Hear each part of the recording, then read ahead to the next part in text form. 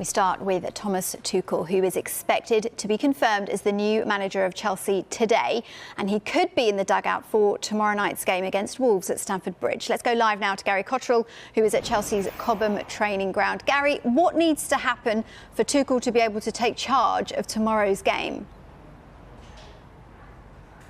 Well, we're expecting that confirmation from the club, like you say, today. I was told yesterday lunchtime that the confirmation would be within the next 24 hours. But of course, there's a lot between him being confirmed and him being able to take training or be on the bench for that game against Wolves tomorrow night. At close of play last night, very late last night, our understanding was that Thomas Tuchel was still not in the country, probably back in his native Germany. To get here, he has to go through the COVID protocols, the national COVID protocols, having a negative COVID test before he enters the country, and then to get into the training ground or to get into the stadium tomorrow night, he has to have another FA/Premier League COVID test, and they obviously both need to be negative. Then he could enter the Chelsea bubble and take training today if he was here in time and be at the game tomorrow. But it's really now beginning to look like a tight turnaround. Training yesterday was taken by Anthony Barry, the head coach, and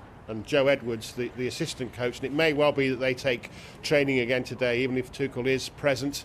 And it's looking touch and go now. He would probably have a watching brief, but busy time ahead if he's not involved for the Wolves game. There's Burnley coming up on Sunday, and then next week the little matter of going to Tottenham Hotspur. So it's in to the Premier League race pretty quickly for Thomas Tuchel. On his agenda, well, trying to build morale, build motivation, change those results around, try and close that 11-point gap between Chelsea and Manchester United at the top of the table, because his brief, be sure of it, is to challenge for the title even this season with half the season gone. And of course he's got to win around the Chelsea fans, because obviously the status of Frank Lampard, he's seen as the man to come in and replace him, so he's going to do well very quickly when that stadium begins to fill up again after this current lockdown and the difficulties of COVID.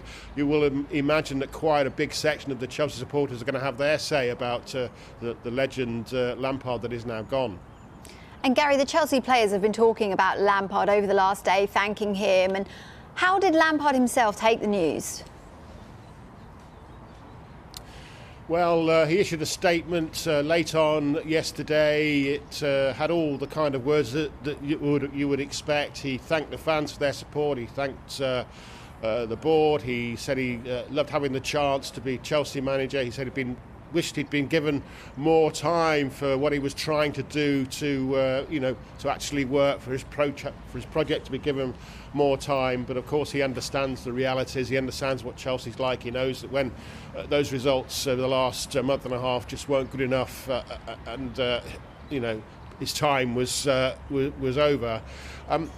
In terms of how he reacted away from that statement, well, I understand that he was given the option by the hierarchy here when he was sat yesterday morning to come down to the training ground for training yesterday afternoon to say his own personal goodbyes to the players, and decided against taking up that option, obviously just wanting to go home and reflect and work out what his future is. People thought he would be given more time, didn't they, because of his standing at Chelsea, but actually he was given more time than any other Chelsea manager that didn't win the Premier League. Four managers given more time than him: Jose Mourinho the first time around, Jose Mourinho the second time around, Antonio Conte and Carlo Ancelotti. So the fifth longest time given to a Chelsea manager, Frank Lampard, even though he didn't win the title. Spoke there about Jose Mourinho. I think we'll be hearing from him soon, won't we? And by the way, it's his birthday today. Happy birthday, Jose.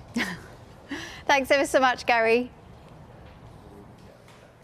Let's take a look at Tuchel's record, shall we? He succeeded Jurgen Klopp at Dortmund in 2015 and had 107 matches in charge with a win percentage of just under 63%.